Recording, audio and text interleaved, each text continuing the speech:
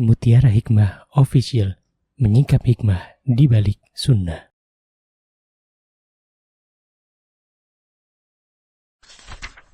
Salurkan donasi terbaik Anda untuk mendukung dakwah Mutiara Hikmah Official. Mari siapkan bekal akhirat kita. Jangan lewatkan kesempatan emas ini.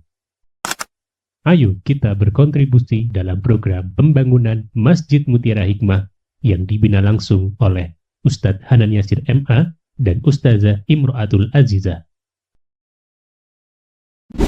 Raih pahala umroh setara haji dalam program Umroh Iktikaf Ramadan di tahun 2026.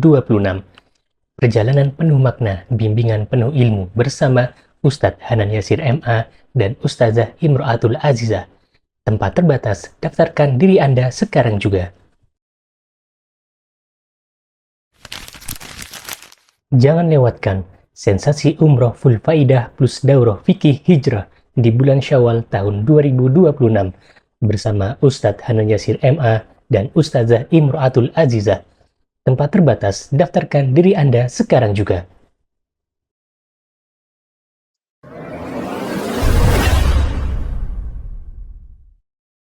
Ibu-ibu jamaah Majelis Taklim Wingko Kelapa Gading yang saya cintai karena Allah, hari ini insya Allah kita akan belajar kembali. Ya, saya kira materi hari ini ibu-ibu pernah mendengar di kajian-kajian sebelumnya, tapi tidaklah ilmu itu ibu-ibu kita pelajari kembali, kita ulang kembali agar Allah Azza wa Jalla berikan kepada kita manfaat, gitu ya. Dan saya yakin ibu-ibu pernah mendengar di kajian, mungkin ibu-ibu sebelum duduk di majelis ini, kajian adab-adab makan dan minum. Tapi pertanyaan untuk kita semuanya, apakah kita sudah mengamalkan adab-adab yang pernah kita pelajari? Baik itu adab makan maupun adab minum. Dan sebaik-baik ilmu ibu-ibu adalah yang kita amalkan. Maka dari itu di awal kita belajar hari ini, yuk sama-sama kita berdoa kepada Allah. Semoga Allah Subhanahu wa Ta'ala memudahkan kita semuanya untuk mengamalkan apa yang kita dapatkan pada kajian hari ini. Semoga Allah Azza wa Jalla memampukan kita ibu-ibu untuk mengamalkannya dan mengistiqomahkan sampai kita kembali kepada Allah Subhanahu wa Ta'ala. Amin Allahumma amin. Baik ibu-ibu, teman-teman yang saya muliakan, insyaallah hari ini kita akan belajar tentang adab makan dan adab minum. Tapi sebelumnya izinkan saya mengingatkan diri saya dan ibu-ibu semuanya bahwa sesungguhnya ternyata subhanallah, makan dan minum itu adalah sesuatu yang mubah dan akan menjadi pahala di sisi Allah, akan bernilai ibadah ketika niat kita adalah mendekatkan makan dan minum itu untuk sebagai sarana untuk mendekatkan diri kepada Allah Subhanahu wa Ta'ala. Jadi begini ibu-ibu, kalau kita mau makan, mau minum, ya ini minuman, ya ada depan misalnya, kita mau makan, ada hidangan, terus kita nih ketika mau minum atau mau makan, terus kita berhenti sejenak, menjeda, terus kita bilang gini, ya Allah, tidaklah saya minum air putih ini, tidaklah saya makan hidangan ini, kecuali hidangan yang ada di depan mata saya, minuman yang ada di depan mata saya ini saya minum, saya makan, kecuali saya minta kepadamu kekuatan untuk bisa menguatkan saya agar bisa beribadah. Masya Allah ibu-ibu, makanan dan minuman yang kita makan, ya yang tadinya hukumnya mubah, boleh, itu jadi ibadah di sisi Allah Subhanahu wa Ta'ala. Jadi harus ada rasa ibu-ibu. Dan ini yang belum ada di buku-buku adab. Ya, jadi ini saya bawa buku atau kitab namanya Kitabul Adab, ya, yang ditulis oleh Syekh Fuad bin Abdul Aziz Asy-Syalhub. Ya, di sini tidak dijelaskan seperti itu. Dan ini pengingat untuk diri saya dan teman-teman semua. Betapa banyak amal solih, pahala yang kita dapatkan kalau setiap kali kita mau minum, kita menjeda sejenak gitu loh. Ya, coba kebanyakan dari kita kalau mau minum apa Bu? Langsunglah minum. Nah, haus langsung minum. Ya mau makan, lapar langsung makan. Yuk sekarang kita belajar yuk PR. Oh, dari awal udah dapat PR. Enggak apa-apa ya, PR. Jadi kalau kita mau makan, mau minum, sekarang belajar menjeda sejenak. Ya, itu kebiasaan yang memang perlu dibiasakan. Ya, coba menjeda sejenak. Kita lihat air putih, kita lihat makanan, ya terus kita bilang, ya Allah, makanan ini darimu, ya Allah, minuman ini darimu, ya alhamdulillah. Kalau bahasa Jawa, matur nuwun ya Allah, gitu ya. Matur nuwun, sudah dikasih minum, sudah dikasih makan, ya. Itu kita diam dulu, terus ya Allah, saudara-saudara kita baru kita ingat ya. Jadi nggak makan-makan ya. Yang di Palestina, ya untuk makan aja kemarin lihat di video terakhir nggak ibu-ibu, ada kakek-kakek ya di video itu yang ngantri makanan gitu ya. Allah, saya sampai nggak tahu itu kakeknya siapa sampai ikut meneteskan air mata itu ya Allah. Kakek-kakek lagi ngantri makanan, ibu-ibu bawa wadah gitu ya. Saking lamanya ngantri, akhirnya apa ibu-ibu? Akhirnya pas wadahnya itu mau diisi makanan udah meninggal dunia. Iya, lihat kan videonya ibu-ibu? Iya, itu untuk jadi saking apa ya, capek gitu ya mungkin ya, udah lemah gitu ya Allah, udah takdirnya juga meninggal ya. Ya Allah, itu kondisi ya, kondisi real saudari-saudari kita yang ada di Gaza. Ya, makanya kalau Masya Allah ya ibu-ibu, kalau ada di antara kita ini setiap mau makan, setiap mau minum kita ingat Allah. Ya Allah, alhamdulillah Allah kasih kita air putih yang jernih gitu ya. Ya Allah, alhamdulillah Allah kasih saya makanan yang bisa saya makan. Itu Masya Allah loh teman-teman. Dampaknya itu ibu-ibu ketika makanan itu masuk ke dalam tubuh kita, itu Masya Allah, Masya Allah. Tergantung niatnya. Kalau kita pengen sehat, ya pengen kuat, maka Allah kasih. Ya. Jadi yang namanya makan dan minum tuh bukan hanya sebuah rutinitas dalam kehidupan kita sehari-hari agar kita makan gitu, bukan. Tapi lebih dari itu, jadikanlah makanan dan minuman ini sebagai sarana kita untuk kita lebih kuat beribadah. Ya, bukankah ketika kita mau sholat kita butuh makan ibu-ibu, butuh minum, maksudnya butuh ibadah, butuh kekuatan dari Allah, butuh. Tapi juga makan dan minum juga bisa diantara faktornya yang menguatkan agar kita bisa lebih kuat lagi beribadah. Ya, di PR-nya adalah menjeda sejenak. Ya ibu-ibu kalau mau makan, mau minum, itu menjeda sejenak, mulai kita syukuri atas segala nikmat yang Allah berikan, dimulai dari kita melihat air yang begitu jernih yang ada di depan mata kita, ya saudara-saudara kita di belahan dunia lain kalau mau cari air bersih dia harus jalan berkilo-kilo-kilometer ibu-ibu, ya bukan hanya 1 kilo 2 kilo tapi lebih dari 3 kilo mereka berjalan untuk mencari air bersih, ya, dan mereka jadikan sebagai air yang diminum sehari-hari, ya, tapi itu tidak seperti kita, sangat mudah kita mendapatkan air jernih. Kemudian itu yang pertama ya ibu-ibu, jadi kita jeda sejenak, kita rasakan betapa Allah itu sangat baik kepada kita. Allah Ar-Rahman, Allah Ar-Rahim, zat yang maha pengasih, zat yang maha penyayang, Allah Ar-Razzaq, Allah yang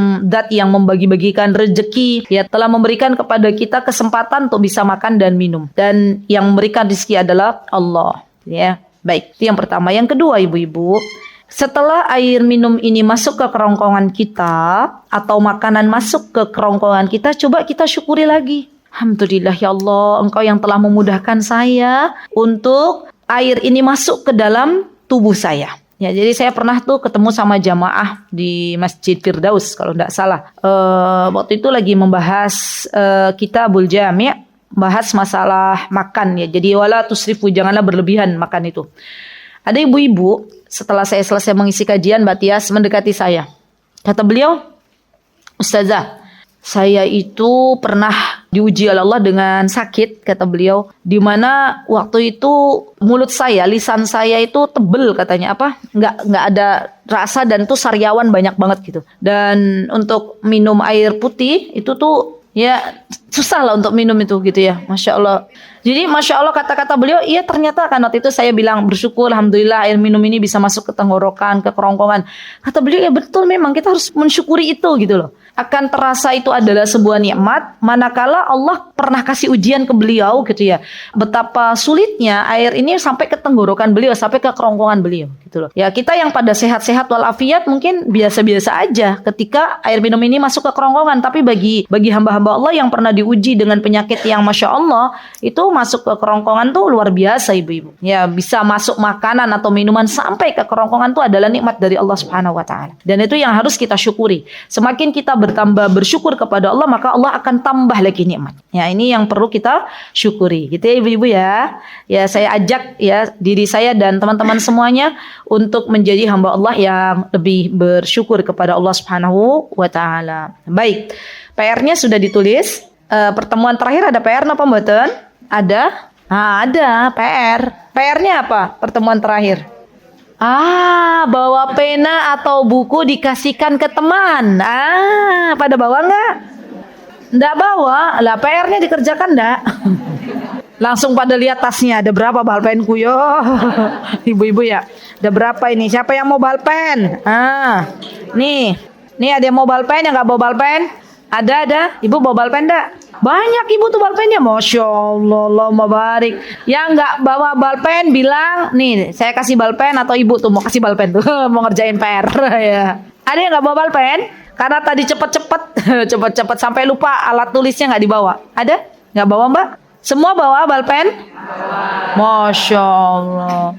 Ada yang bawanya lebih dari satu? Masya Allah. Ada yang nggak bawa balpen sama sekali? Nggak ada, alhamdulillah. Berarti semua mengerjakan PR, alhamdulillah. Nah, PR kedua ini tolong ditulis ya. PR kedua tadi apa? PR hari ini. Ibu-ibu yang baru masuk tadi, yang baru datang, tolong dicatat PR-nya. PR-nya tadi sebelum makan dan minum menjeda sejenak. Ya nanti kalau yang berpuasa di hari ini berarti nanti pas buka puasa. Kalau yang nggak saum berarti nanti habis majelis selesai ya minum dan makan dijeda sejenak ya. Dipikir matang-matang, ya Allah, alhamdulillah Engkau telah memberikan kepada saya air minum yang jernih, Engkau telah memberikan kepada saya makanan, dan saya harus bersyukur serta niatkan bahwa makanan dan minuman yang masuk ke dalam tubuh kita itu sebagai sarana untuk menguatkan ibadah kita. Dan itu semuanya akan menjadi nilai plus di hadapan Allah Subhanahu wa taala, ibadah. Ya.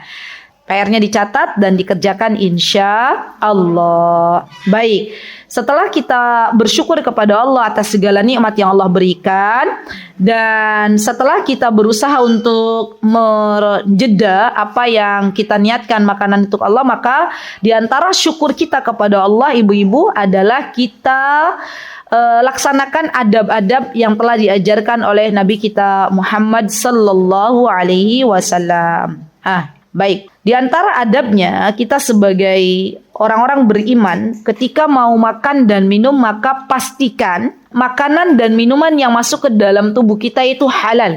Halal baik dari zatnya ataupun dari cara mencarinya. Ini penting.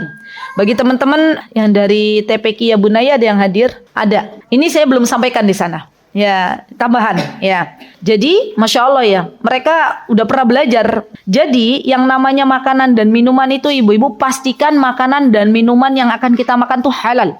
Ya, terutama bagi kita orang-orang beriman. Ya, dan banyak sekali zaman sekarang makanan bentuknya unik, bentuknya lucu, tapi ternyata mengandung bahan yang tidak halal.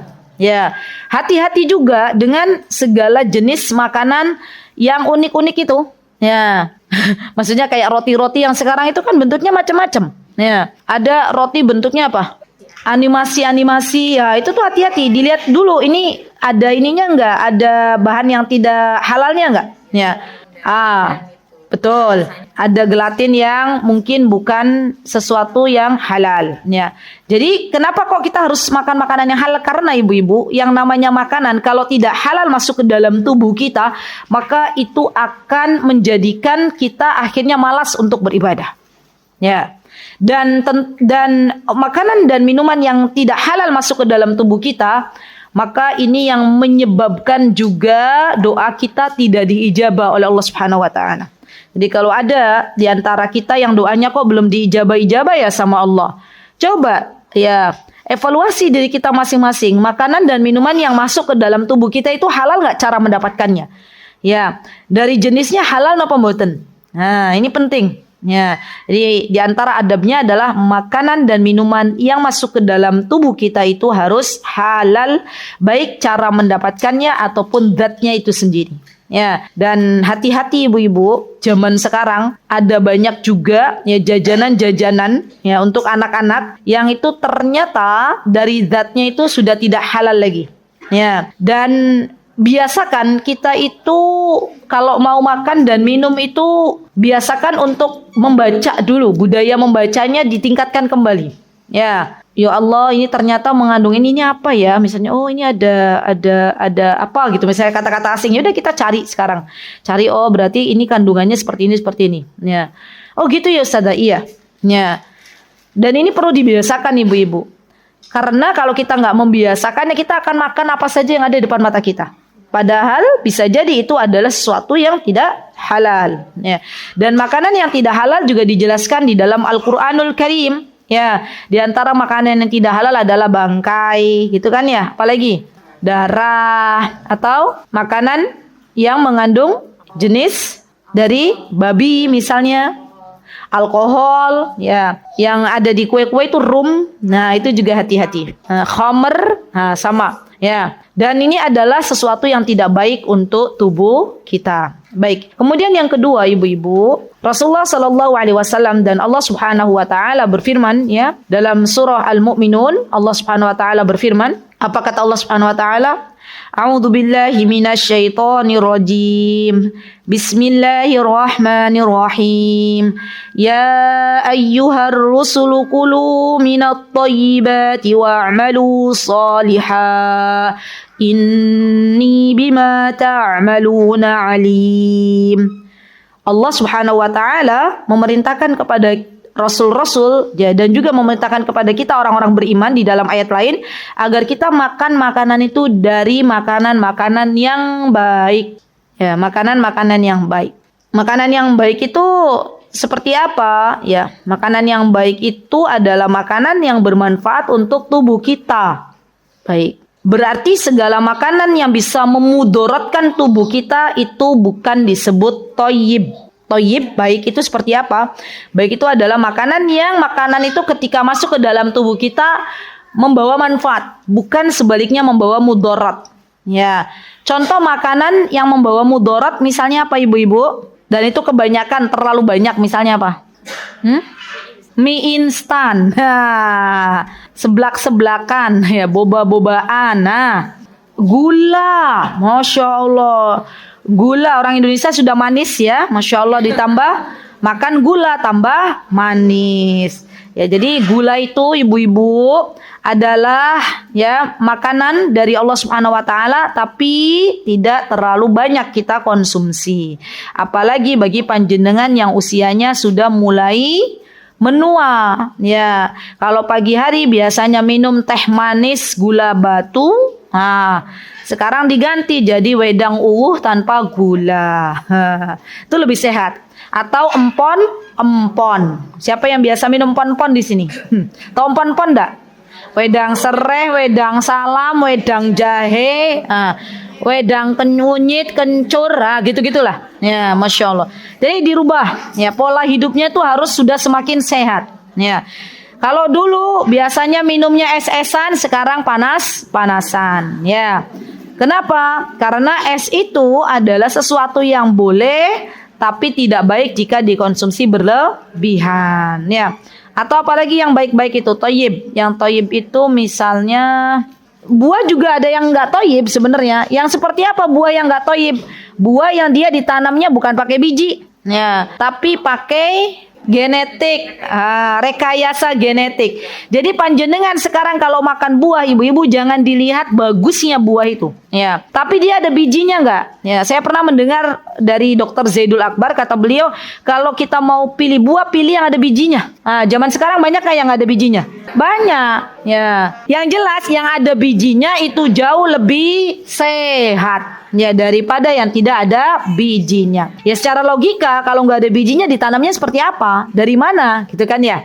Dan ini kita harus selektif dalam memilih buah. Ya. Kemudian makanan yang thayyib, teman-teman, juga makanan yang tadi tidak mengandung gula dan tidak mengandung tepung-tepungan. Ya. Dan ini kalau untuk orang Indonesia masih berlatih ya. Ya, karena ada gorengan, apalagi tepungnya digoreng. Masya Allah. Alhamdulillahi ala kulli hal. Yang jelas ibu-ibu, apapun makanan yang kita makan, ikhtiarkan kita pilih yang lebih sehat. Pola makan yang sehat itu akan mempengaruhi ibadah kita biidnillahi ta'ala. Bahkan ibu-ibu perlu diketahui bahwa dosa pertama yang dilakukan oleh anak Bani Adam adalah makanan. Ya, dosa pertama yang dilakukan oleh anak Bani Adam, maksudnya dari keturunannya Nabi Adam alaihissalam. Kita tahu bahwa Nabi Adam alaihissalam dikeluarkan dari surganya Allah bersama istrinya karena istrinya beliau ya memakan makanan yang bentuknya adalah yang disebut dengan makanan buah khuldi. Di mana ya makanan itu dilarang oleh Allah Subhanahu wa taala, diwanti-wanti untuk dilarang oleh Allah Subhanahu wa taala, tapi tetap ya dibujuk oleh syaitan, kena bujukannya, dan yang kena bujukannya awalnya yang perempuan atau yang laki-laki? Perempuan ya. Ini kalau dirunut-runut ini ya Allah, dosanya perempuan banyak banget ya. Dan laki-laki sekuat apapun, laki-laki sekelas Nabi Adam itu akhirnya apa? Terpengaruh juga. Ya, subhanallah. Lulu terperdaya, berarti ini menunjukkan fitnah wanita begitu besar, ya begitu kuat ya Allah. Ya semoga Allah mengampuni dosa-dosa kita. Ya amin. Dan semoga Allah menjadikan kita wanita-wanita salihah. Amin.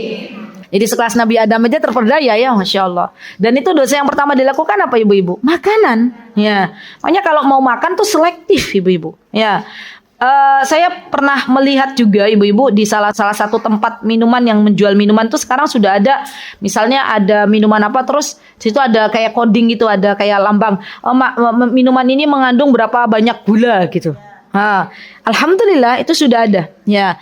Dan kita harus lebih selektif lagi membaca ini nih. Kan ayat yang pertama diturunkan untuk kaum muslimin ya, untuk orang-orang Islam itu kan Iqra, membaca ya. Berarti kita itu diminta oleh Allah Subhanahu wa taala untuk banyak membaca. Ya, dilihat. Ya, ini kandungan gulanya berapa.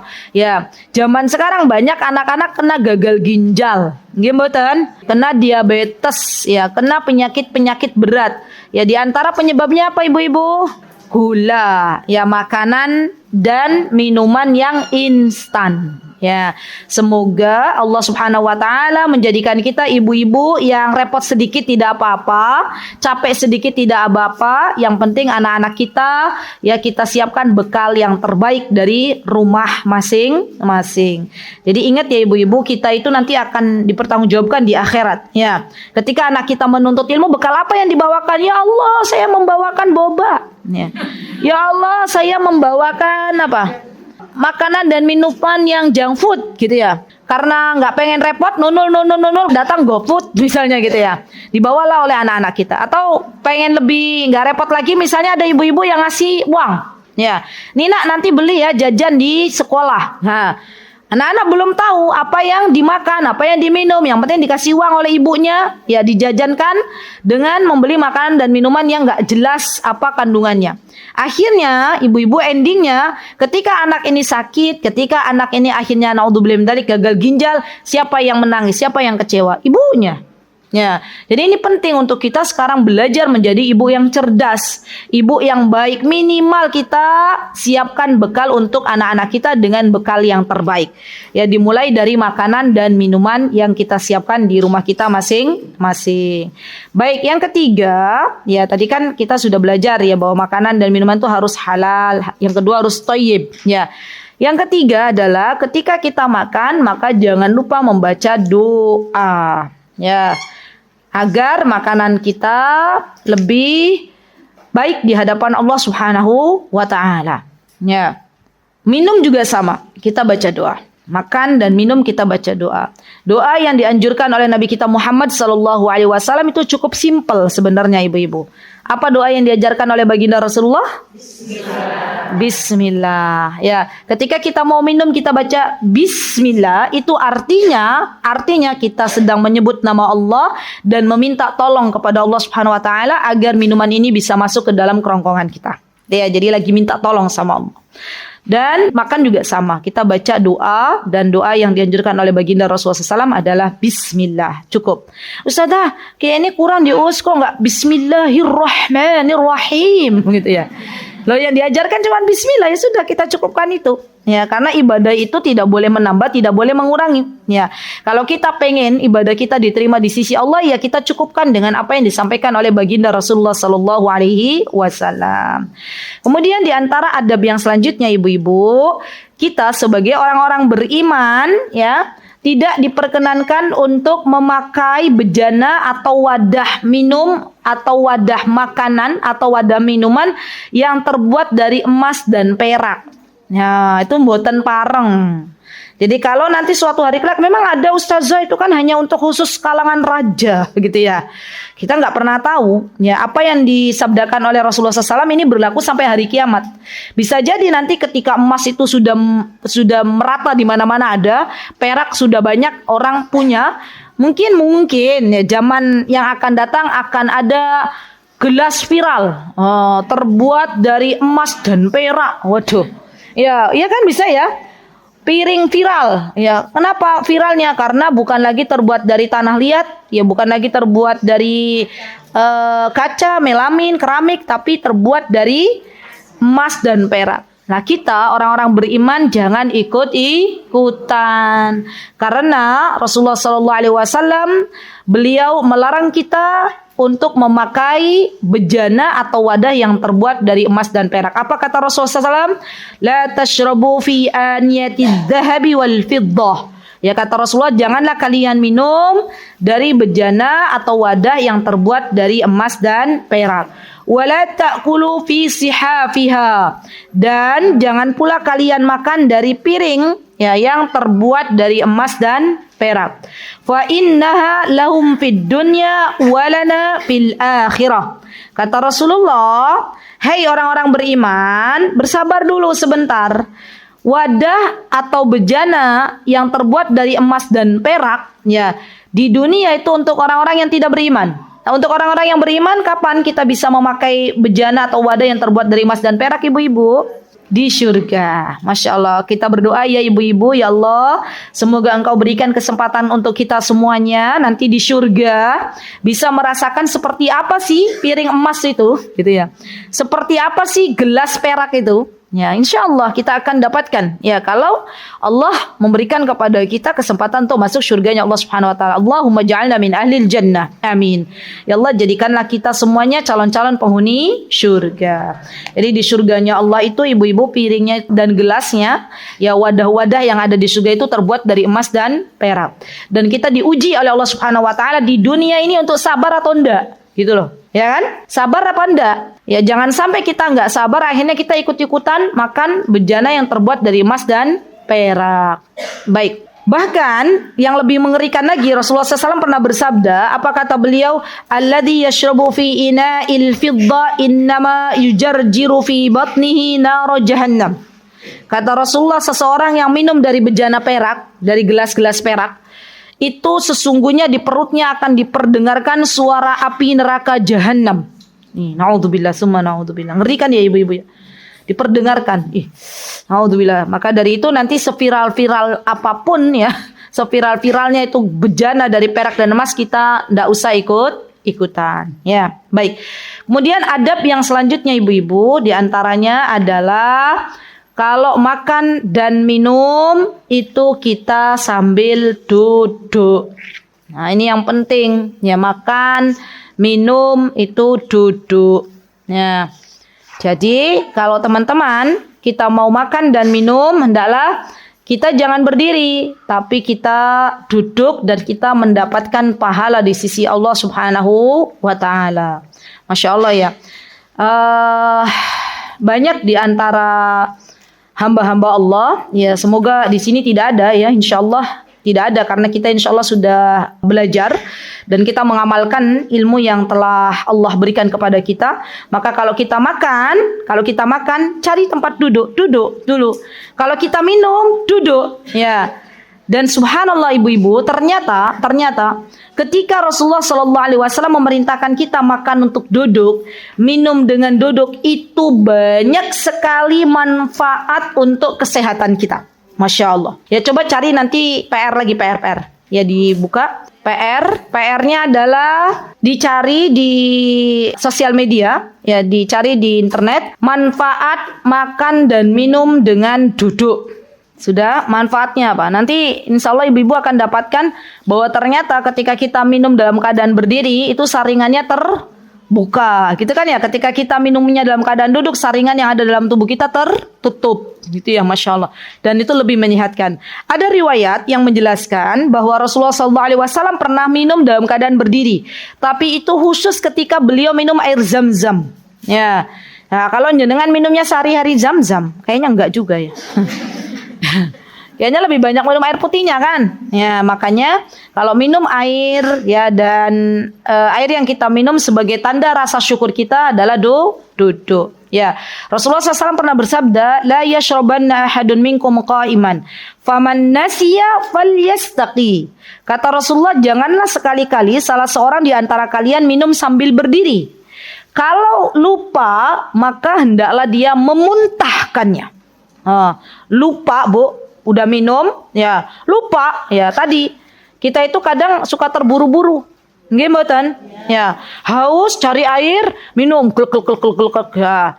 Lupa. Coba kalau tadi PR yang tadi dikerjakan, haus duduk dulu, ustazah ngeleh gitu ya. Terus duduk, terus ya Allah aku mau minum, bismillah gitu ya, sambil dibuka bismillah, ya Allah semoga minum ini menjadi tenaga untuk saya. Kemudian kita minum sambil duduk, sambil menikmati, ya Allah alhamdulillah ada air yang bisa masuk ke dalam kerongkongan, gitu kan, masya Allah ya.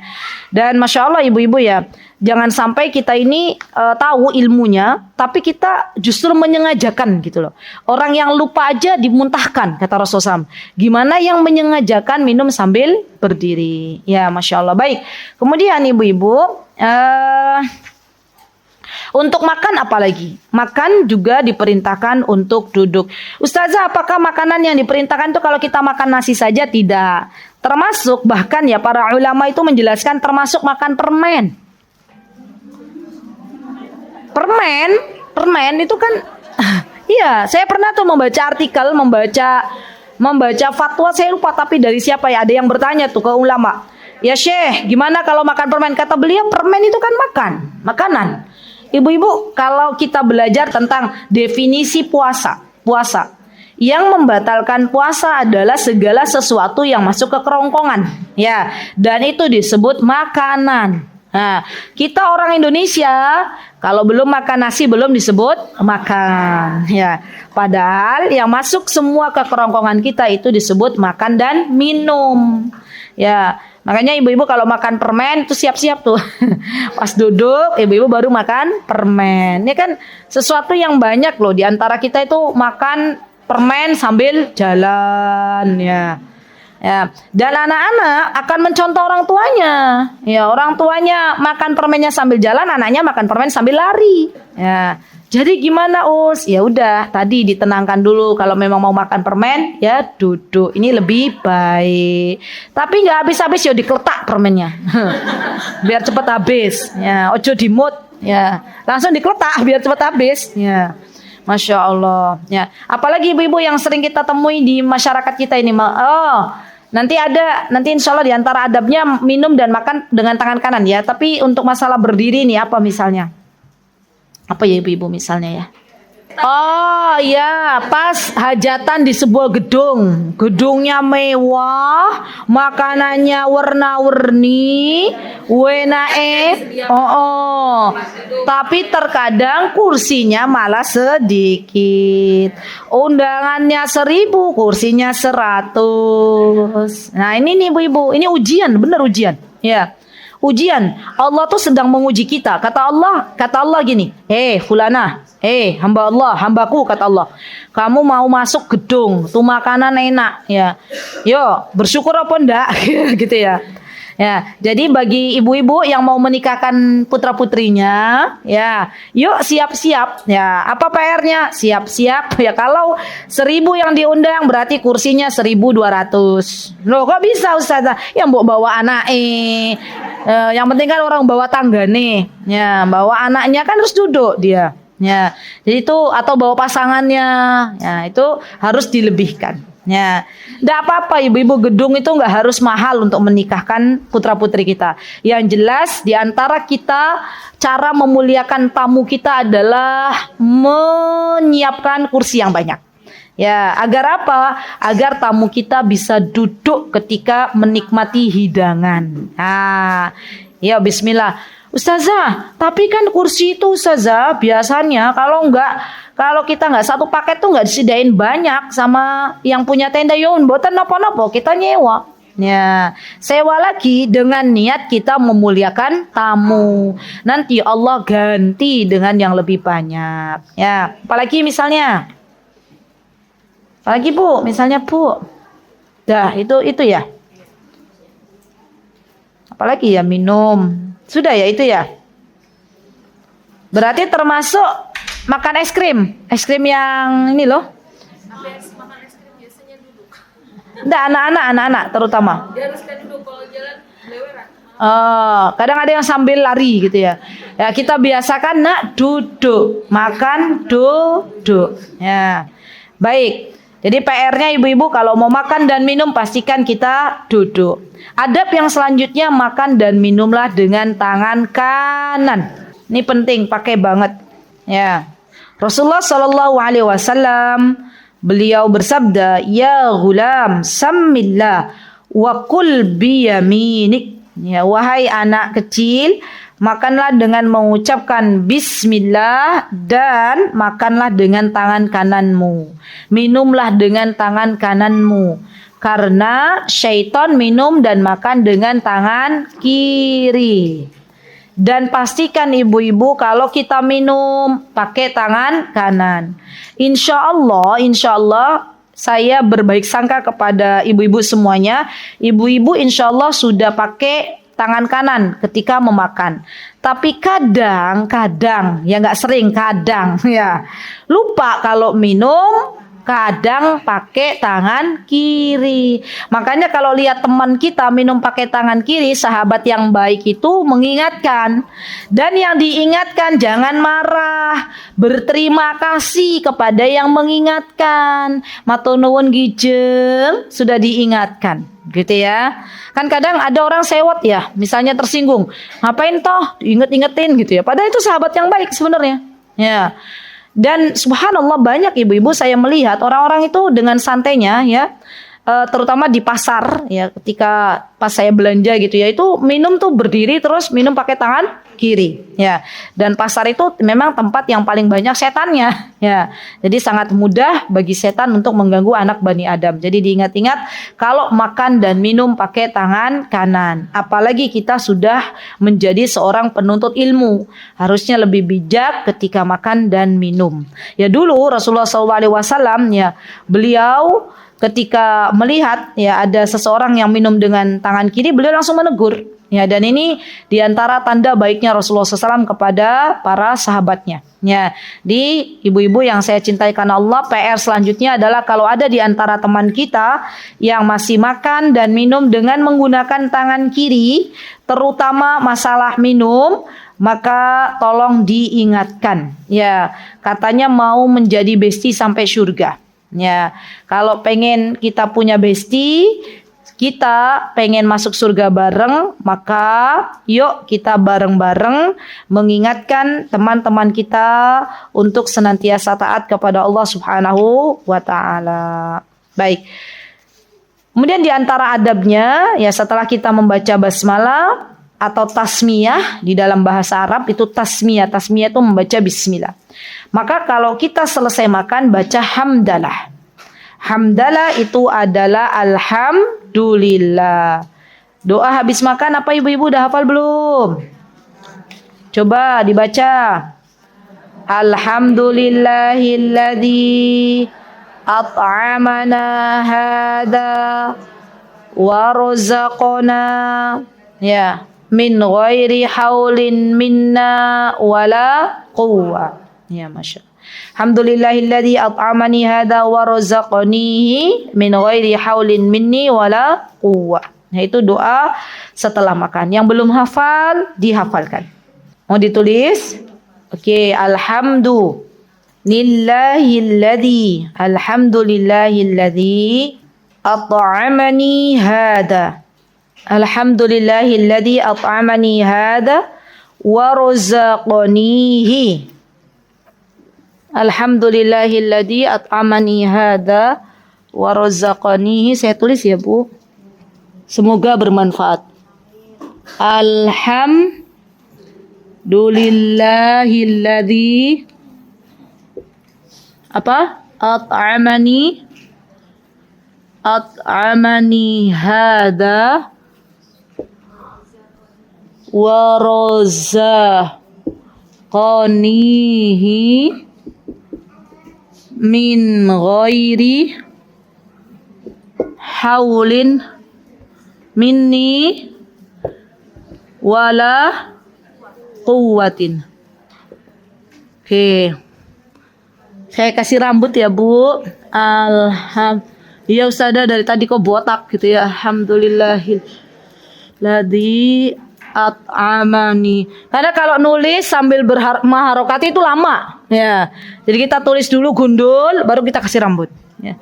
Hada wa razaqanihi min ghairi haulin minni wala quwwatin. Masya Allah. Apa artinya ibu-ibu? Udah tahu belum artinya? Belum? Ya nggak apa-apa. Segala puji bagi Allah. Alhamdulillah. Segala puji bagi Allah. Alladzi at'amani, yang telah memberiku makan. Masya Allah ya. Yang telah memberiku makan ini. Warzaqanihi, dan yang telah memberi rizki. Min ghairi haulin minni wala quwwah, tanpa daya dan kekuatan dariku. Alhamdulillah, segala puji bagi Allah yang telah memberikan makanan ini dan memberiku rizki tanpa daya dan kekuatan dariku. Sudah ibu-ibu, yuk kita baca bareng-bareng yuk. 1, 2, 3. Alhamdulillahilladzi at'amani hadza wa razaqanihi min ghairi haulin minni wala quwwatin. Dan ternyata ibu-ibu, barang siapa yang membaca doa ini setelah makan, maka Allah akan mengampuni dosa-dosanya. Masya Allah. Betul. Ini hadisnya sahih. Apa kata Rasulullah SAW? Man akala ta'aman. Barang siapa yang dia memakan sesuatu, faqala, kemudian dia berdoa setelah makan itu, Alhamdulillahilladzi at'amani hadza wa razaqani min ghairi haulin minni wala quwwah, ghufira lahu ma taqaddama min dambihi. Maka Allah akan ampuni segala dosanya yang telah lalu. Masya Allah. Jadi antara amalan penghapus dosa itu kita baca doa setelah makan. Masya Allah ya. Masya Allah. Kita baca doa setelah makan ini butuh berapa menit sih ibu-ibu?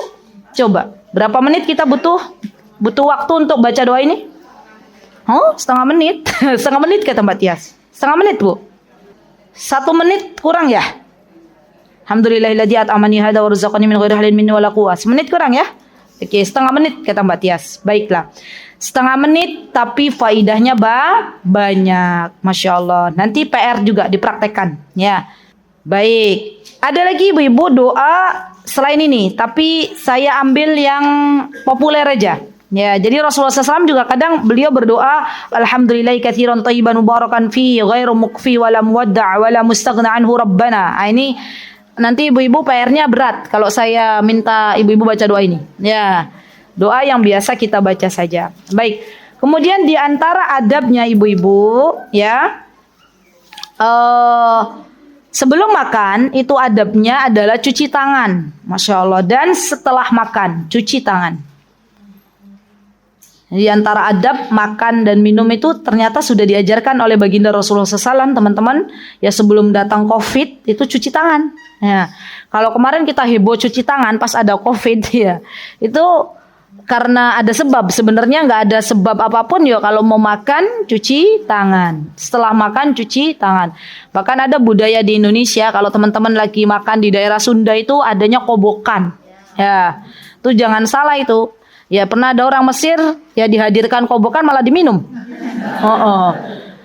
Ya tahu kobokan enggak orang Jawa?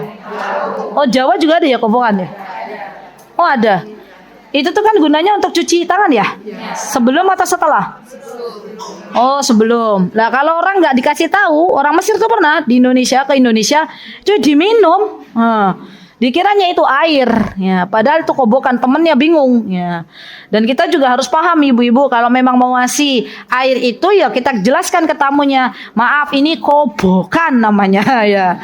Buat Cuci tangan ya. Kalau nggak bisa bahasa kobokan apa yo dikasih tahu ini kobokan jangan diminum ya. No gitu ya.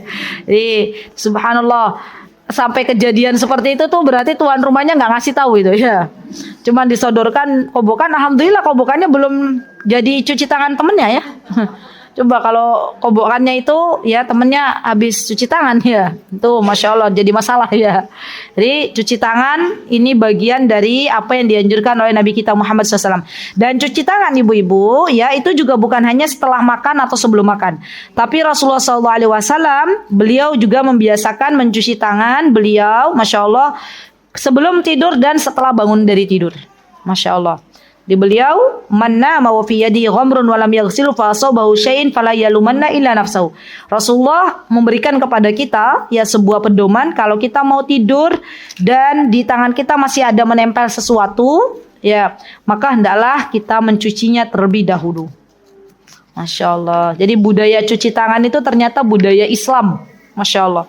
Tapi banyak di kalangan kita orang-orang Islam yang malas cuci tangan. Ya Masya Allah. Baik, kemudian di antara adab selanjutnya ibu-ibu, mendahulukan makan dari sholat ketika makanan telah dihidangkan. Begini kisahnya. Apa kata Rasulullah SAW? Idza wudi'a 'asya ahadikum wa uqimatis shalah fabda'u bil 'asya wa la yaj'al hatta yafrugha minhu. Idza wudi'a al-'asya, al-'asya dalam bahasa Arab itu makanan malam yang dihidangkan. Jadi masya Allah nih ibu-ibu, saya izin menyampaikan, ya bahasa Arab itu bahasa yang unik, ya beda harokat aja udah beda makna, ya pernah ibu-ibu dengar kata Aisyah, al-Aisyah, apa arti Aisyah? Ya waktu Aisyah, al-Aisyah itu waktu Isya. Harokatnya ada di bawah fathah atau kasrah, Aisyah. Jadi nanti jangan bingung kalau ibu-ibu pas baca kitab ya. Al-Isya atau Isya. Nih. Ini harokatnya ada di bawah? Bawah, ya kan? Ini artinya apa? Waktu Isya. Ya. Al-Asya. Ini harokatnya ada di atas. Bedanya hanya ada harokat kasroh dan atas. Ini artinya apa? Hidangan makan malam. Udah beda kan? Asya sama Isya itu udah beda. Isya itu waktu Isya, Asya itu makan malam. Ya. Jadi apa? Dinner. Hah? Apa bahasa Inggrisnya? Dinner ya. Dinner itu bahasa Arabnya Asya. Asya. Nah, jadi jangan sampai kita nyuruh anak-anak sholat, ayo sholat Asya, itu salah ya. Asya itu berarti disuruh makan. Nah, sholat ya sholat Isya. Nah, masya Allah ya. Ini pelajaran penting ibu-ibu. Bahasa Arab itu bahasa yang luar biasa ya. Kadang sama kalimatnya, sama katanya, beda harokat, beda makna. Masya Allah. Iya nggak ibu-ibu? Ya. Jadi kita harus banyak-banyak belajar. Apa kata Rasulullah SAW? Apabila makan malam telah dihidangkan dan sholat telah didirikan, maka hendaklah kalian memulainya dengan makan terlebih dahulu. Ustazah, masa nggak mendahulukan sholat? Kata jenengan. Ini ajarannya Rasulullah. Kata Rasulullah, makan dulu ya sebelum sholat. Hikmahnya apa? Takutnya, khawatirnya ibu-ibu kalau makanan sudah dihidangkan, apalagi makanannya makanan yang penuh selera. Apa ibu-ibu? Makanan apa yang wong Jawa yang penuh selera makan apa? Makan pakai apa? Sambal, terus penyetan. Apalagi? Tongseng. Waduh. Nah, tambah ya. Ya, sudah kebul-kebul tongsengnya, walaupun kita nggak boleh makan dengan panas ya. Ya, pokoknya selera itu nasinya nasi anget gitu ya. Ada sambal, ada lalapan, ada sayur asem, ada ikan, masya Allah. Nah, kalau kita nggak segera makan, kita dahulukan sholat Allahu Akbar. Nah, yang ada sholat yang kebayang hatinya ada, kemudian kita maknai atau yang kebayang sambelnya, yang kebayang tongsengnya. Ya. Makanya kalau memang makanan sudah dihidangkan, sunnahnya adalah makan terlebih dahulu. Dan ini banyak ibu-ibu sunnah ini sudah banyak ditinggalkan. Ya, dikira orang kalau makanan sudah dihidangkan sholat dulu lebih afdol. Padahal ternyata ibadah itu pakai panduan. bukan pakai akal. Ya, apa hikmahnya? Biar sholatnya lebih khusyuk. Ya, jadi ibu-ibu, kalau ibu-ibu udah masak, tak masak, udah dihidangkan terus dengar adzan, Allahu Akbar, kata suaminya, "Tar, saya makan dulu," gitu ya. "Loh, Pak, kok makan, Pak?" "Ya, sholat." Nah, langsung berdebat ya suami istri ini, sholat makan ya. Akhirnya di sana komat, makanan juga belum dimakan ya.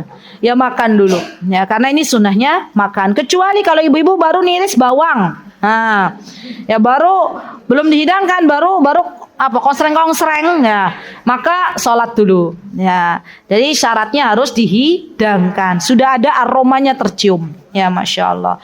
Dan yang tidak boleh kita mendahulukan sholat diantaranya bukan hanya makanan ibu-ibu, tapi juga ketika kita menahan ya buang air, buang hajat, baik itu buang air kecil maupun buang air besar. Ya kemarin ada yang nanya tuh ke saya, "Ustazah gimana ya kalau nahan, mohon maaf, buang angin gitu ya." Ya Allah, kayaknya gitu ya, pengen buang angin tapi lagi sholat. Ya udah, nggak boleh ditahan ibu-ibu, udah batalin ya, buang angin dulu, nikmat ibu-ibu. Ya, ada orang yang dia dioperasi karena nggak bisa buang angin. Ya, jadi kalau pas habis buang angin tuh, ya menjauh dari orang, terus udah buang angin, lego, alhamdulillah, itu nikmat dari Allah. Ya, bahkan buang air kecil ibu-ibu itu bisa menjadi nilai plus, nilai ibadah kalau disertai dengan rasa syukur. Ya, alhamdulillah ya Allah, buang air kecilnya lancar. Ada saudara-saudara kita yang buang air kecil aja harus nahan sakit. Ya, yang keluar bukannya air tapi batu. Nah, kan jadi tambah syukur tuh. Ya, makanya ini penting untuk kita bersyukur kepada Allah. Ya, kalau kita mau buang air kecil sebelum sholat, buang air kecil dulu. Iya, masya Allah ya, Islam tuh agama yang masya Allah ya, lebih mengedepankan kehusyuan, lebih mengedepankan maslahat daripada yang lainnya. Ya, coba ibu-ibu, kalau ada orang mau buang angin sebelum sholat udah mau buang angin, tapi diempet-empet. Ya, yang ada sholatnya khusyuk nggak? Enggak, dia malah mohon maaf geol kan, nahan-nahan. Ya. Ya karena udah ada yang ditahan, dan kalaupun nahan buang air kecil juga nggak bagus kan, sama. Ya, jadi silahkan dibuang dulu ya apa yang perlu dibuang, dan baru kemudian sholat. Ya, masya Allah. Baik. Kemudian di antara adabnya ibu-ibu, ya di antara adabnya yang Rasulullah Shallallahu Alaihi Wasallam ajarkan kepada kita ini banyak sekali, tapi saya pilih yang penting-penting. Ya, oke. Di antara adabnya adalah memakan makanan dari pinggir. Kalau dia makannya bareng-bareng. Ya, kalau dia makan berjamaah, ibu-ibu, maka makanlah dari yang paling terdekat, bukan dari atas. Ini penting nih. Contoh, ibu-ibu lagi Mbak Afi yang makan pakai kembulan. Oh, kembulan ya, kembulan. Atau makan nasi biryani yang satu. Nasi biryani yang satu nampan itu, nah itu kita walaupun itu dagingnya lebih besar teman kita, ya, yang ada di depan teman kita nggak boleh nyomot-nyomot, ya, makan yang paling dekat dengan kita, ya, jangan yang paling atas, tapi paling dekat. Dan subhanallah ibu-ibu, makan berjamaah satu nampan itu benar-benar Allah kasih barokah di dalamnya. Saya sudah pernah cerita belum? Waktu kami di Yaman tuh Mbak Tias, kami tuh sempat nggak punya piring. Yang punya tuh nampan besar. Ya, jadi kami kalau makan ya udah nyucinya satu nampan itu tok. Ya. Kalau 4 orang makan ya bareng-bareng pakai nampan itu, ya masya Allah berjamaah itu lebih nikmat. Masya Allah. Di Indonesia beda lagi, makanya pakai piring. Ya. Di pondok-pondok masih ada nampan ya ibu-ibu ya. Ya nanti kapan-kapan di sini makan pakai nampan, biar kayak anak pondok. Ya. Langsung praktek. Makannya dari pinggir, bukan dari tengah. Nanti diuji, buros kalau pas lagi makan-makan bareng-bareng, ada yang lauknya besar, ada yang kecil. Ya. Ujian ini ya. Ini kita mau ambil yang mana ini ya? PR lagi gitu ya. Masya Allah. Ya mudah-mudahan nanti kapan-kapan ya buros mana ini? Nanti kapan-kapan diagendakan nggak ada snack, makan bareng. Maksud. Setuju Bu? Setuju? Sepakat enggak? Sepakat. Tapi nanti kalau makan bareng sampai siang gitu ya. Ya enggak harus siang, berarti ibu enggak usah sarapan dulu. Ya. Kan katanya makanlah ketika lapar, berhentilah ketika kenyang. Ini juga adab. Ya, jadi kalau makan jangan dulu makan ya ketika kita belum lapar. Ya, tapi berhentilah sebelum kenyang. Ya, itu juga diantara adabnya. Yang ada kita itu ibu-ibu di Indonesia Raya yang tercinta ini, nggak tahu siapa yang memulai makan 3 kali. Itu nggak tahu dari mana itu. Padahal barometer makan itu kalau pas lapar ya makan. Kalau nggak lapar ya jangan makan. Coba deh dicari siapa pencetus makan sehari 3 kali. Nggak tahu, ya kan? Padahal Rasulullah nggak pernah loh bilang begitu. Coba ada nggak dalam hadis sahih Rasulullah menyuruh kita makan 3 kali? Nggak ada. Yang ada itu makanlah ketika lapar, berhentilah sebelum kenyang. Jadi kalau dalam sehari itu laparnya cuma 2 kali ya boleh makan 2 kali. Ya. Kalau sehari itu laparnya 4 kali gimana ya boleh silakan. Ya. Lo kan lapar. Ya. Orang-orang yang lagi ngafalin Quran itu ibu-ibu coba deh, ya anak-anak pondok yang lagi pada ngafalin Quran itu cepat lapar. Ya, kenapa? Karena masya Allah ya otaknya juga kepake gitu loh, masya Allah gitu ya ibu-ibu. Jadi kita dapat informasi bahwa makan 3 kali sehari itu ternyata nggak ada tuh Rasulullah bilangnya. Nggak tahu juga saya siapa yang mencetuskan itu kalimat. Ya baik. Apalagi orang Indonesia. Ya, baru makan 1 mangkok bakso misalnya ya. Terus suaminya tanya, "Pundar dereng, Bu?" "Dereng."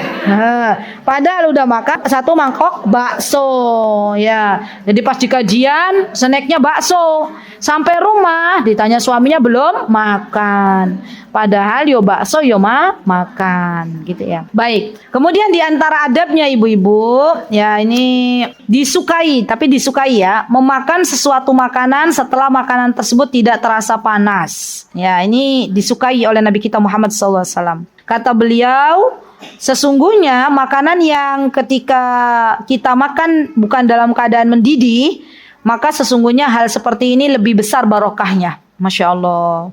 Ya, zaman sekarang viral ya. Makanan ya di atas kompor mendidih gitu kan. Terus dimakan. Itu ada nggak sih makanan kayak itu, ada kan?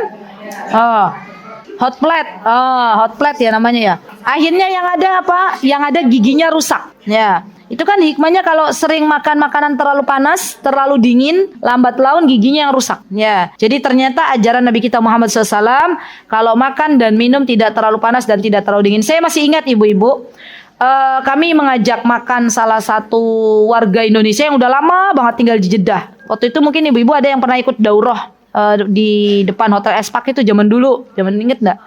Di Heritage, itu kan saya makan sama pembicaranya tuh, minum lah waktu itu, makan minum. Terus beliau itu, masya Allah, Allahumma barik, minum itu Bu, minum waktu itu wedang jeruk apa ya, itu nunggu sampai kebulnya hilang, asapnya hilang. Ya, asapnya hilang, ditunggu, nanti baru diminum. Nah, masya Allah, itu saking semangatnya, masya Allah mereka itu menjaga kesehatan dan sunnah Nabi kita Muhammad SAW. Lah kita Bu, ya kita warga Indonesia, ada kopi dicemplungin apa arang, kebul, gimana? Terus diuyup, ya diminum, ya. Padahal kita tahu yang namanya arang kalau diminum langsung, yaitu diminum langsung. Maksudnya disedot, pernah kan ada kan kopi begitu modelnya, maka sebenarnya itu nggak bagus, ya nggak bagus buat kesehatan. Tapi karena pengen ikut yang viral-viral, jadi nyoba, ya habis nyoba kok yo nggak enak perutnya, ya. Dan ini hati-hati, jangan suka ikut-ikutan yang viral, ya. Dilihat dulu yang viral itu manfaat nopo mboten. Baik. Kemudian di antara, nah ini dia nih ibu-ibu, di antara adab ibu-ibu kita tidak diperkenankan atau hukumnya makruh ketika kita meniup makanan yang masih panas dengan mulut kita. Ini banyak terjadi nenek-nenek ya menemani cucunya makan. Ya, biasanya kalau di Godean di rel kereta, dekat rel kereta itu, ya. Saya dulu mengantarkan putri-putri kami waktu masih kecil-kecil tuh kan sekolahnya di Godean tuh di Sidoarum itu, situ ya. Itu kan lewatin rel kereta. Itu yo banyak tuh nenek-nenek gitu ya. Nyuapin cucunya. Ya, dan saya pernah lihat tuh yo ditiup-tiup. Ya, ada nggak ibu-ibu yang kalau makan sayur sop atau sayur asem masih panas ditiup-tiup? bakso itu mboten pareng, ya nggak boleh. Ya, karena Rasulullah SAW beliau bersabda, "Idza syariba ahadukum fala yatanaffas fil ina." Ya, kalau kalian minum, ya kata para ulama termasuk makan, maka janganlah kalian bernapas dalam bejana. Ya. Jadi nun sewu, ya ibu-ibu yang sudah pernah muda, ya, ibu-ibu senior, ya. Kalau kebiasaannya masih meniup-niup makanan yang panas, diberhentikan. Ya, karena itu tidak baik buat kesehatan. Udara yang kotor yang keluar dari mulut kita, ya, kemudian kita tarik kembali ke dalam. Nah, itu bagus napa mboten? Mboten. Ya, jadi kebiasaan itu tidak dilanjutkan kembali. Lah kepripun Us cucune malah kalau enggak cepet ditiup nangis gitu ya. Diapain Bu biasanya, Bu? Oh, dikipas. Atau kalau zaman dulu tuh ini loh, masih ingat nggak Bu? Ada air panas tuh, misalnya ada wedang panas terus dibolak-balik pakai apa? Wadah ya, wadah lepek. Iya lepek ya. Terus dibalik lagi itu, masya Allah loh. Budaya itu tuh budaya yang perlu dilestarikan harusnya. Zaman sekarang ada nggak orang begitu? Nggak ada, kayaknya jarang ya. Jadi kalau ada yang panas-panas atau piring boleh kita bolak-balik piringnya. Masya Allah. Atau pakai kipas juga boleh. Yang penting tidak boleh pakai mulut. Baik. Kemudian ibu-ibu, ketika kita minum, ya maka dianjurkan untuk mengambil nafas sebanyak 3 kali di setiap satu tegukan. Coba praktek ibu-ibu yang nggak saum. Ada minuman nggak di snacknya? Yang nggak saum coba diambil minumnya. Praktek langsung boleh. Minumnya pakai botol atau pakai sedotan? Oh, sedotan. Yo kepiye ya sedotan yo diteguk ya. Jadi intinya ibu-ibu ya, kalau kita minum baik itu di gelas ataupun di botol, maka kita tidak boleh mengambil nafas dan menghirupkannya di botol. Kita ambil nafas jauh. Ambil nafas kemudian kita teguk gitu ya. Berapa kali ambil nafasnya? 3 kali. Di setiap tegukan. Atau nggak boleh juga kita minum 1 botol semuanya minum itu nggak boleh juga, nyambutan pareng. Jadi minum pelan-pelan, tidak mengambil atau mengeluarkan nafas. Ketika kita minum kita nafas dulu, kemudian baru kita minum. Ya, berapa kali tegukan? 3 kali tegukan. Masya Allah. Baik. Kemudian di sini, oh ya, tidak diperkenankan juga minum dari mulut bejana. Maksudnya gimana? Ibu-ibu punya cerek, punya teko, ya terus minum dari tekonya langsung, dari mulut tekonya, itu nggak boleh, boten pareng. Ya. Zaman sekarang mungkin ada kali ya, yang viral-viral begitu ya, minum dari mulut teko, padahal itu tidak diperkenankan. Dari kendi, waduh, langsung dari kendinya. Itu juga boten pareng ya. Baik. Dan tidak diperkenankan untuk duduk di meja yang di atasnya dihidangkan khamr. Jadi ibu-ibu kalau mau ke resto, mau makan di luar, terus di atas meja ya, resto itu ada khamr atau ada minuman keras, maka sebaiknya keluar. Cari resto yang lebih baik. Ya. Kenapa ibu-ibu? Karena kalau resto-resto yang terbiasa menghidangkan makanan yang tidak halal, itu juga khawatir makanannya tercampur. Ya. Jadi pastikan resto itu menghidangkan makanan yang halal. Ya. Dan tidak ada minum-minuman keras di atas meja. Karena Rasulullah SAW melarang ya 2 hal yang berkaitan dengan makanan. Kata beliau, duduk di meja yang digunakan untuk minum khamr atau dihidangkan khamr, dan seseorang makan sambil telungkup di atas perutnya. Itu nggak boleh. Jadi tengkurap, makan tapi sambil tengkurap, itu nggak boleh. Ya, khawatir tersedak juga. Nah, zaman sekarang ada nggak orang makan sambil tengkurap? Ada, mungkin sambil HP-an. Nah, itu boten pareng. Dan di antara adabnya ibu-ibu, makan itu tidak boleh bersandar. Makan itu nggak boleh bersandar, tapi tegak. Ya, apa leyeh-leyeh, mager, ya itu juga tidak diperkenan. Apalagi sambil tiduran. Zaman sekarang banyak nggak Orang-orang makan nyemil, ya yang dicemil roti. Nah, rotinya roti isi gula. Ya, terus makannya sambil lihat HP, berbaring. Nah, itu boleh napa mboten? Mboten. Ya itu, dan itu nggak sehat bagi tubuh. Baik. Apalagi ada nggak yang belum saya sebutkan? Sampun nggih. Ini nih, dilarang mencela makanan atau merendahkannya. Gimana sikap Rasulullah kalau ada makanan yang tidak disukai oleh baginda Rasulullah, maka beliau meninggalkannya tanpa mencela makanan tersebut. Dan orang Arab itu, ibu-ibu, paling gak suka dikasih makanan yang terlalu pedas. Makanan seenak apapun kalau pedas sangat, ya mereka akan mengatakan nar gitu. Nar itu maksudnya neraka panas. Ada teman kami orang Indonesia zaman dulu, anak-anak muda ya di Yaman itu, sengaja pengen waktu itu pengen menghidangkan orang Arab makanan yang pedas gitu. Terus, dan memang itu makanan orang Indonesia. Terus ada orang Arab makan 1 sendok langsung lari dia. Ya, karena memang mereka nggak kuat makan pedas. Ya. Kalau ibu-ibu umroh nemu nggak sambal terasi di sana? Adanya saus, tapi saus juga dia asem, ya. Atau biasanya di sana menyebutnya solsoh, ya. Solsoh itu tomat yang tomat murni tomat, ya. Atau syato itu yang tomat tapi udah diencerkan, ada asem-asemnya.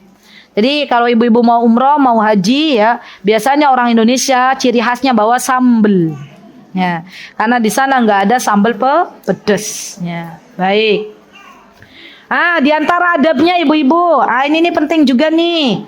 Jadi ternyata disunahkan oleh Nabi kita Muhammad SAW, dianjurkan makan itu pakai tangan. Ini penting nih. Bahkan disunahkan menggunakan 3 jari. Ya.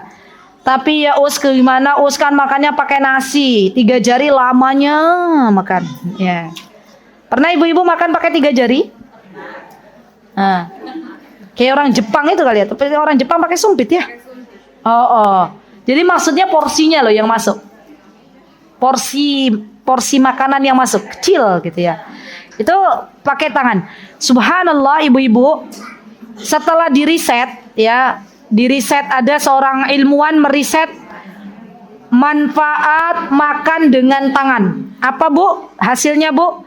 Ternyata ketika kita makan dengan tangan itu membantu, masya Allah, makanan ya masuk ke dalam tubuh kita, ada enzim-enzimnya ya di dalam jari jemari kita, dan membantu melunakkan makanan lebih cepat, masya Allah. Jadi zaman sekarang ibu-ibu banyak kita makan pakai sendok atau pakai tangan? Sendok. Kalau kita balik lagi, ternyata tangan ini akan makan dengan tangan lebih menyehatkan, masya Allah. Dan ada adabnya lagi ibu-ibu. Makan itu diantara adabnya adalah duduk di bawah. Ada yang mau mencontohkan? Satu ditegakkan gitu ya. Nah, kemudian yang bagian kanan di kakinya itu diduduki. Itu makanan sikap Rasulullah SAW ketika makan. Posisi tubuh Rasulullah SAW ketika makan. Ya, masya Allah. Dan ini kalau diteliti ternyata banyak manfaatnya. Baik. Terakhir ibu-ibu, ya. Ada anjuran dari Nabi kita Muhammad SAW, setelah selesai makan maka menjilati jari jemari. Tapi ini perlu adab yang harus kita lihat. Jadi kalau nggak semua orang itu mau melihat, ya kita ada yang jijian kan, dijilati gitu di depan orang, ya tidak juga. Ya. Ditutup, enggak apa-apa. Ditutup sambil dijilat gitu ya. Dan masya Allah ya, ternyata setelah makan terus kita menjilati jari jemari itu banyak faidahnya, banyak manfaatnya. Dan banyak sekarang yang tidak lagi mengamalkan sunnah ini. Ya, masya Allah. Rasulullah SAW beliau bersabda, masya Allah ya, "Idza akala ahadukum fala yamsah yadahu hatta yal'aqaha aw yul'iqaha." Katanya gini, apabila salah seorang di antara kalian makan, maka janganlah ia membasuh tangannya hingga ia menjilatinya atau dijilatkan kepada orang lain. Ya. suami istri. Itu boleh ya. Suaminya menjilati tangan istrinya, istrinya menjilati tangan siapa? Tangan suaminya. Boleh, silakan ya. Tapi kalau sama teman kita ya nggak bakal mau. Oh. Iya nggak ibu-ibu? Ayo PR. Alhamdulillah saya nggak kasih PR ya, enggak. Ya. Nanti praktek ya di rumah ya. Jilat-jilatan ya. Ya, jadi boleh jilat-jilatan tapi sama suaminya. Dan nanti bilang ke suaminya ya, Cin, Beb. Apa? Sayangku Hani, katanya Mbak Afi ya. Nih saya pengen praktek langsung. Ya, jilati tanganku sini, tak jilati tangan nih. Kata suaminya Mbak Bendina gitu ya, Masya Allah. Ya Masya Allah. Jadi hal-hal seperti itu memang Masya Allah ya diajarkan oleh Nabi kita Muhammad Sallallahu Alaihi Wasallam. Baik, insya Allah cukup ya ibu-ibu. Baik, insya Allah mudah-mudahan apa yang kita dapatkan pada hari ini bisa kita amalkan dalam kehidupan kita sehari-hari. Semoga Allah Azza wa Jalla menjadikan kita semuanya orang-orang yang taat kepada Allah, dilembutkan hati-hati kita, dan semoga Allah berikan keistiqomahan untuk kita semuanya. Amin Allahumma amin. Jikalau ada kesalahan saya memohon maaf yang sebesar-besarnya. Jikalau ada kebenaran tentunya datang dari Allah Subhanahu wa taala. Insyaallah untuk berikutnya ibu-ibu kita akan belajar balik lagi ke tadzkiratus sami' wal mutakallim. Nanti di pekan berikutnya balik lagi ke adab. Gitu ya, terus seling-seling insyaallah biidznillah taala. Aqulu qouli hadza wa astaghfirullah li wa lakum wa akhiru da'wana alhamdulillahirabbil alamin. Assalamualaikum warahmatullahi wabarakatuh. Mutiara Hikmah Official, menyingkap hikmah di balik sunnah.